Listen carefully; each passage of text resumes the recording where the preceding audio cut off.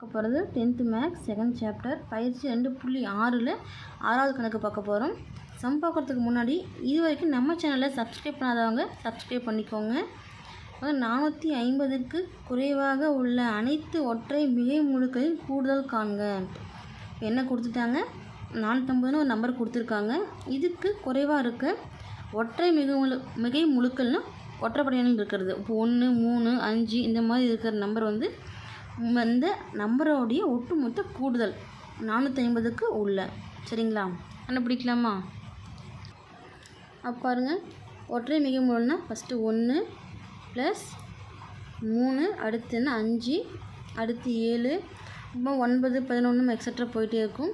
கடைசி என்ன வரும்? 450க்கு உள்ளன்னு சொல்லிட்டாங்க. அப்போ 450க்கு முன்னே என்ன வரும்? 449. 450 கூட கிடையாது, அதுக்கு உள்ளே இருக்கிற மிகை முழுக்களுடைய ஒற்றை மிகை முழுக்கு எண்ணிக்கை கேட்டிருக்காங்க. சரிங்களா? இப்போ ஈக்குவல் வராது. இப்போ இதுக்கு இடைப்படும் போது ஏ முதல் மதிப்பு என்ன? ஏவா? ஏ என்ன? 1, பொது வித்தியாசம் டி. இப்போ முதல் உறுப்பு ஏ எடுத்துட்டோம், பொது வித்தியாசம் பி என்னும் போது T2 - T1 எடுப்போமா? ஈக்குவல் T2வோட மதிப்பு என்ன? 3 - T1 மதிப்பு 1, ரெண்டுத்தையும் கழிச்சா 2. இது பொது வித்தியாசம் டியோட மதிப்பு. சரிங்களா?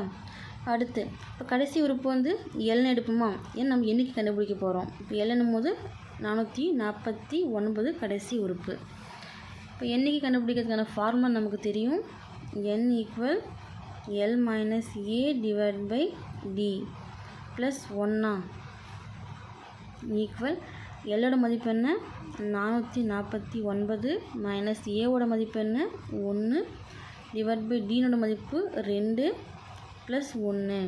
இப்போ 449 - 1 லெஸ்னா என்ன வரும்? 448ன்னு வருமா?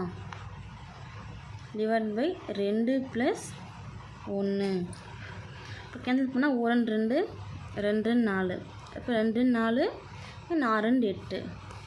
இப்போ 224 + 1. இப்போ கூட்டினா என்ன வரும்? 225ன்னு வருமா? இது என்னோட மதிப்பு. இப்போ என்னோட மதிப்பை வச்சு எஸ்என் கண்டுபிடிக்கலாமா? இப்போ எஸ்என் நம்ம பார்த்தீங்கன்னா கூடுதல். இப்போ கூடுதல் கண்டுபிடிக்கிறதுக்கு எஸ்என் தான் யூஸ் பண்ணுவோம். இப்போ SN = n/2 × A + L.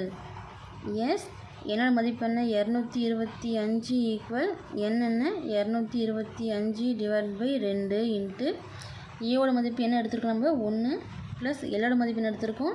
449 equal 225 / 2 1ஐயும் 449ஐயும் கூட்டம் என்ன வரும்?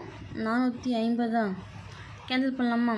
1 2 2 4 2 4 5 1 இருக்கா? 1 10ல் 5 2 இருக்குது.